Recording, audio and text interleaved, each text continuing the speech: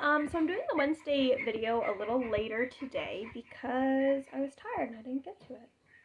We're going to talk a little bit about selling eggs today.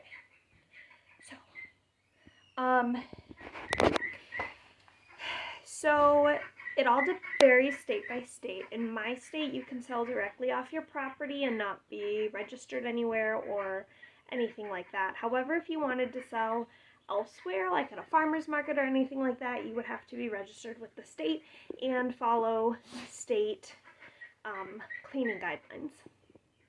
In addition to that, you do not need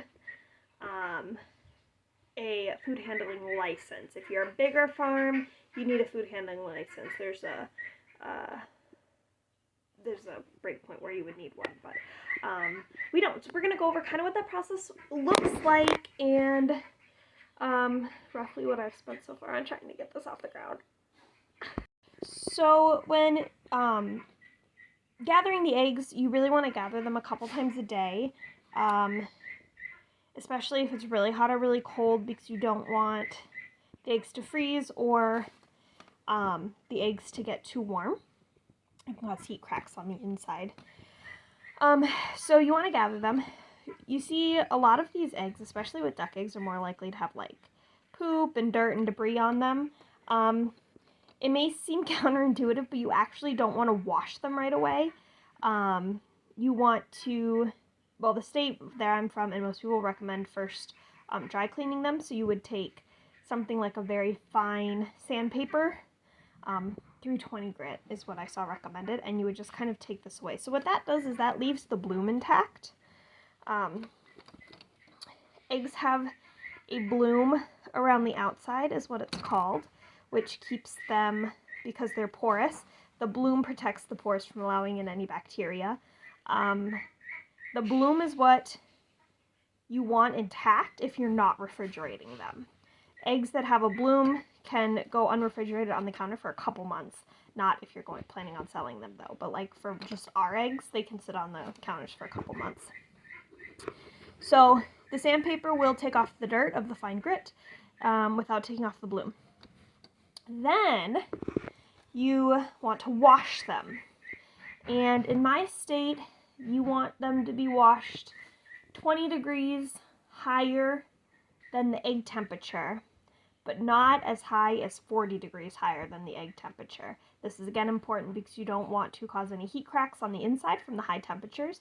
And if you wash it colder than the egg, then those pores contract and kind of bring in the bacteria from the outside. So the water shouldn't be colder than the eggs, but it should be at least 90 degrees. So if your eggs are too cold, you might have a problem and you might need to warm them up before you wash them.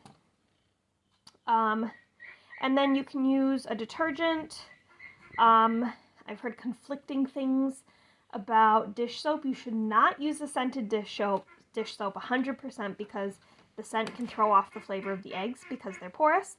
But an unscented dish soap sounds like it should be fine if you can find one. You can also order special egg washing, a special egg washing detergent, and I did, but those are quite expensive. I'll be honest, after shipping and handling, it was like $58. For like 5 pounds. No, not 5 pounds. The 5-pound ones were like, I don't know, $60. Anyway, it's expensive. But I do have that on order. And then you want to rinse them off about 10 degrees warmer than what you initially washed them in. And then you can let them air dry, fan dry, whatever. And then you want to spray it down with a sanitizing solution. Bleach Clorox is fine. Somewhere between 50 and 200 ppm is generally recommended. Less than 100 is less abrasive, and that's usually what you kind of want. So around 100 is where you want your ppms to be for this.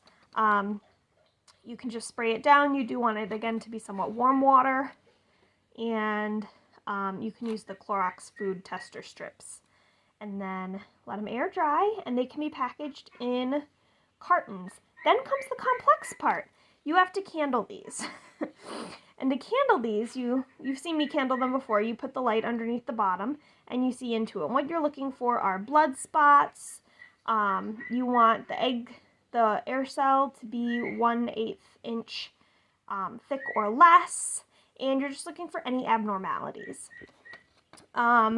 Eggs that have no outside abnormalities, that have a good air cell, that have no blood spots, those are generally going to be grade AA or grade A. If you're in Europe, fun fact, grade A eggs are not washed. But in America they are, which is where I am. Then, after you've candled them, you have to weigh them to find out if they're large, extra large, or jumbo. As you can see, I've got like I have a relatively large array of egg sizes in here. These probably don't look as obviously different sized. This is a bigger egg, this is a smaller egg. Because Muscovies tend to have jumbo eggs, and Konas tend to have, they tend to be on the cusp of large to extra large, and that's by weight. I don't remember what specifically it was. But you can, in my state, the weight is considered by 12 by dozen eggs. So how much weight is the dozen eggs collectively, but then you just divide it out by how many eggs, and it gives you an idea of how much each individual egg should weigh. And then you have to write down on your egg carton grade, weight, pack date, best by date set 1 month after the pack date, and handling instructions. So keep chilled at 45 degrees or less. Then they have to be chilled from there. You can't do anything else with them. They have to be chilled in transportation, so if I were to go drop them off somewhere, I would also need to keep them chilled in a cooler at 45 degrees or less. As you all can probably guess, I will not be selling those eggs. They've been sitting out for a couple days, which again is fine for me to eat, but for state regulations, it's a little bit dicier. I do have to fill out a form and send it into the state, and I haven't done that yet because I just don't have all the supplies that I need to actually start cleaning them properly. I have it on order. It's ideal to not use your own kitchen sink, but because I'm a small egg production, good sanitation and proper cleaning is sufficient of the eggs and the area around the eggs before and after. So, yeah, so I'm waiting for those things to come in, and then I will fill out, clean the kitchen, and then I will fill out my forms for the state, and we should be good to go. I am technically, they could come and take a look at the farm or our coop back there and make sure that the coop is clean and things like that. I technically should be changing out the nesting stuff, the straw and pine chips every week. I have a broody hen back there, so that makes it tough.